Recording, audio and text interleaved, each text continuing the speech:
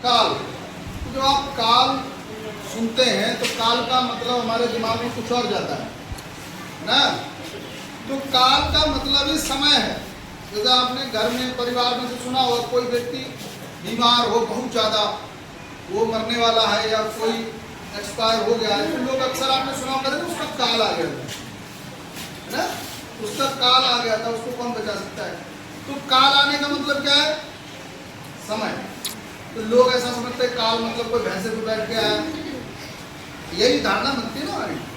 तो काल कोई पर्सोनिफिकेशन किया गया, समय का पर्सोनिफिकेशन, मानवीकरण। तो ये हमारे कई सारे ग्रंथों में है। जैसे तुमने पृथ्वी का मानवीकरण किया, पृथ्वी माता, सूर्य देवता, जल का, वायु का, सबका पर्सोनिफिकेशन किया हुआ है।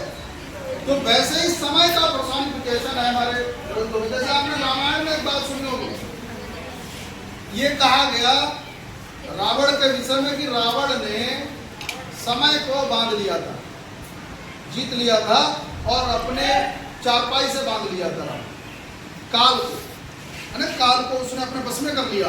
तो काल मतलब लोग समझते काल को जीत लिया यानी मृत्यु को जीत लिया, यानी समय को जीत लिया। समय को ऐसे जीत सकते हैं? तो आप इसको ऐसे समझें, यही सेम बात इंग्लिश में थॉमस अल्वा एडिसन के साथ ये कही गई है। यही थॉमस अल्वा एडिसन ने जब कहा कि I give you light within 2 years, मैं 2 वर्ष के अंदर तुम्हें लाइट बल्ब दूंगा, इलेक्ट्रिक बल्ब बना के दूंगा, तो उसमें लिखा गया है कि in these 2 years Thomas Alva Edison racing against time, he failed more than 1200 times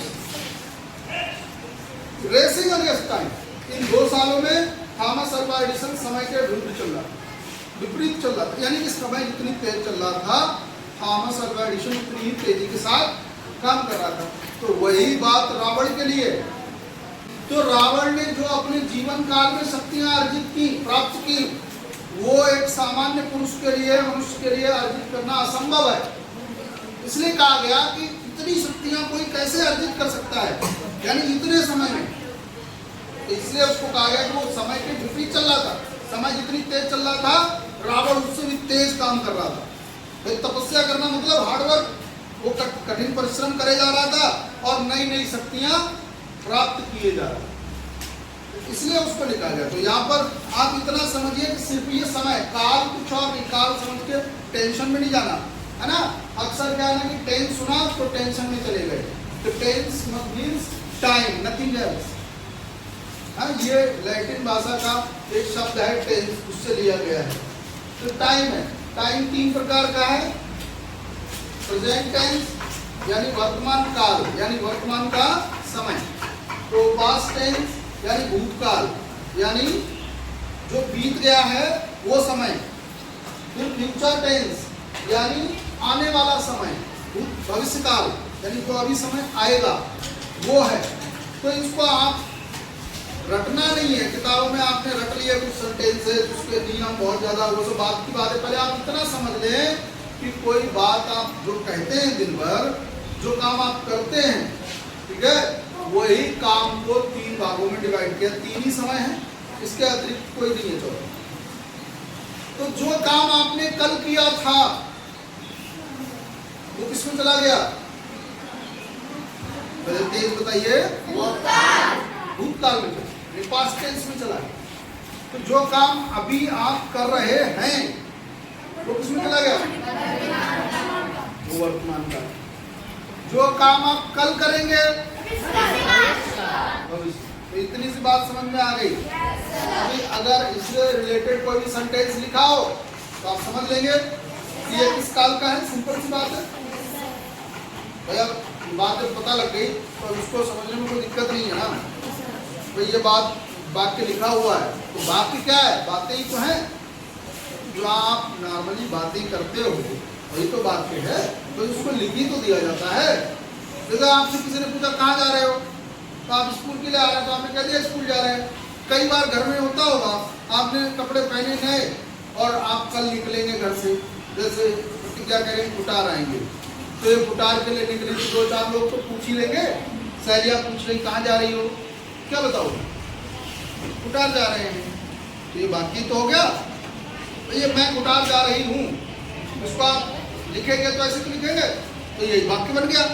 और क्या है, तो आपको किसी ने फोन करा कि क्या कर रहे हो, तो आप अगर जो भी कर रहे हैं आप कह रहे हैं हम पढ़ रहे हैं, तो क्या इसको कहेंगे मैं पढ़ रहा हूँ, तो वाक्य तो हो गया।